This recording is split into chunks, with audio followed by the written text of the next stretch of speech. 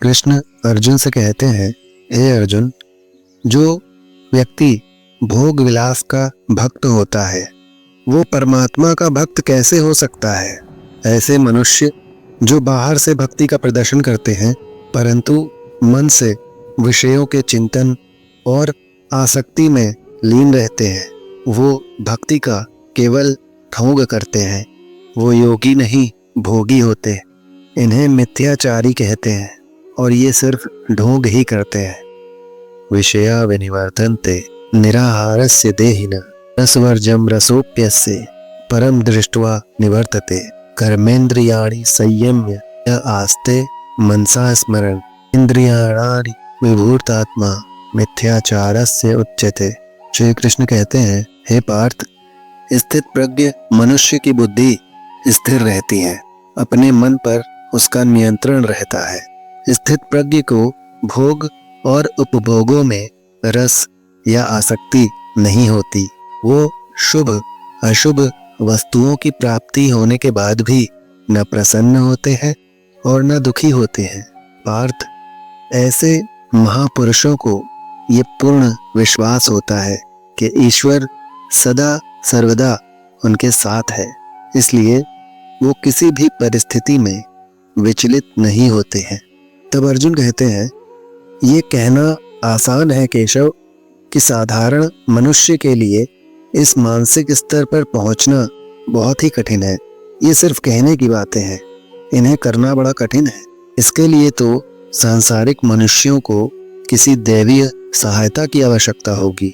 श्री कृष्ण कहते हैं, तुमने बिल्कुल ठीक कहा अर्जुन, भगवत कृपा के बिना कोई भी कार्य सिद्ध नहीं हो सकता। इसलिए मनुष्य को अपने पुरुषार्थ के साथ साथ प्रभु की भक्ति का भी आश्रय लेना चाहिए। हे अर्जुन, परमात्मा की भक्ति करने से मन सात्विक हो जाता है और विषय आसक्ति पूर्णतः समाप्त हो जाती है। तब अर्जुन पूछते हैं कि यदि आसक्ति का नाश नहीं हुआ तो? अब श्री कृष्ण कहते हैं कि आसक्ति का नाश नहीं हुआ तो मनुष्य का सर्वनाश हो जाता है। पार्थ, अर्जुन, आसक्ति के मारे कोई भी मनुष्य किसी भी विषय के आकर्षण और मोह में फंसकर सोते जागते निरंतर उसी का चिंतन करते रहते हैं। जैसे कोई मनुष्य किसी सुंदर स्त्री के प्रेम में पड़ जाता है जो जागते हुए केवल उसी की कल्पना और सोते में उसी के सपने देखता है। इस प्रकार निरंतर चिंतन से आसक्ति की नींव पर काम की भावना भरने लगती है। काम या वासना में थोड़ी भी रुकावट आने से क्रोध का आगमन हो जाता है। जहाँ क्रोध है वहाँ सम्मोह, वहाँ अविचार अथवा अविवेक ही है। जिस प्रकार प्रचंड वायु के झोंके से दीपक की ज्योत बुझ जाती है, उसी प्रकार काम जनित अविवेक की आंधी से मनुष्य की स्मृति नष्ट हो जाती है और जब स्मृति भ्रंश हो जाता है तब बुद्धि नाश में कितना समय लगता है पार्थ। चैतन्य का नाश होने पर जो दशा शरीर की होती है, ठीक वही दशा बुद्धि का नाश होने पर मनुष्य की हो जाती है और बुद्धि नाश के कारण मनुष्य का भी सर्वनाश हो जाता है। अर्जुन श्री कृष्ण से पूछते हैं, इसका अर्थ केशव कि आसक्ति सर्वनाश का मूल है। तब श्री कृष्ण कहते हैं, हाँ अर्जुन, इसीलिए तो मैं तुम्हें निरासक्त होने के लिए कह रहा हूँ, स्थित प्रज्ञ होने को कह रहा हूँ, क्योंकि स्थित प्रज्ञ की स्थिति निष्काम कर्म योग की चरम अवस्था है। तब अर्जुन कहते हैं, हे केशव, स्थित प्रज्ञ का कोई स्पष्ट उदाहरण देकर समझाओ।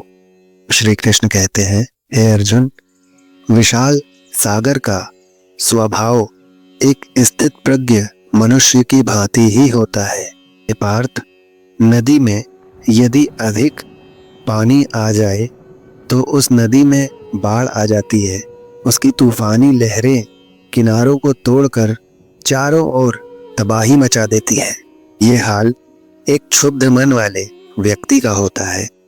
थोड़ा सा धन, थोड़ी सी सफलता उसे हजम नहीं होती और धन और सफलता के नशे में चूर वो मर्यादाएं तोड़कर एक ओछे इंसान की तरह हरकतें करने लगता है। परंतु स्थित प्रज्ञ मनुष्य एक सागर की भांति होता है, जिसमें चारों ओर से निरंतर नदियों का जल जमा होता रहता है, परंतु सागर उसी प्रकार शांत रहता है।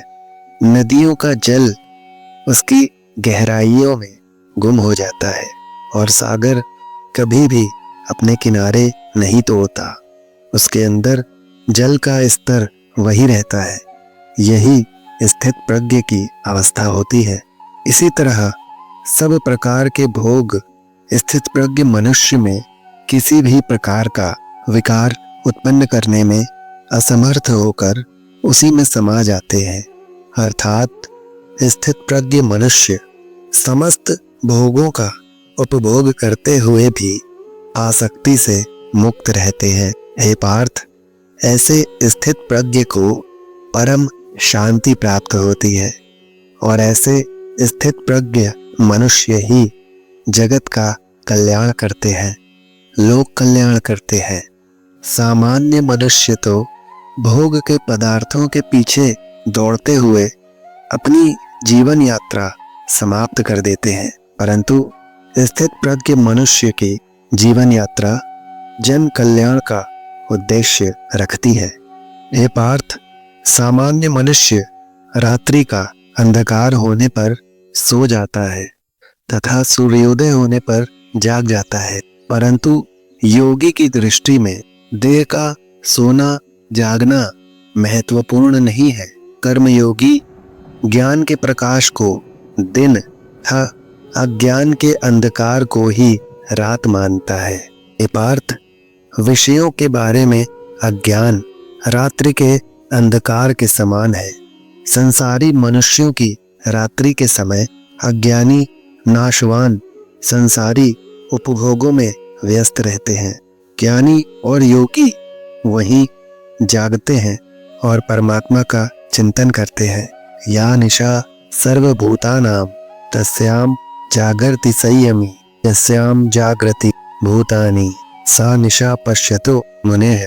श्री कृष्ण अर्जुन को काम की भावनाओं को नियंत्रण में रखने के लिए कहते हैं। यदि काम को अपने अधीन कर लिया जाए तो मनुष्य भक्ति में लीन हो सकता है और तभी वो परमात्मा से जुड़ सकता है। तो मित्रों, ये कृष्ण वाणी आपको कैसी लगी कमेंट में हमें अवश्य बताएं। यदि ये गीता उपदेश आपको अच्छे लगे हो तो इस वीडियो को लाइक अवश्य करें और यदि इस चैनल पर आप नए हो तो इसे सब्सक्राइब कर लें और बेल आइकन प्रेस कर लें। धन्यवाद। राधे राधे मित्रों।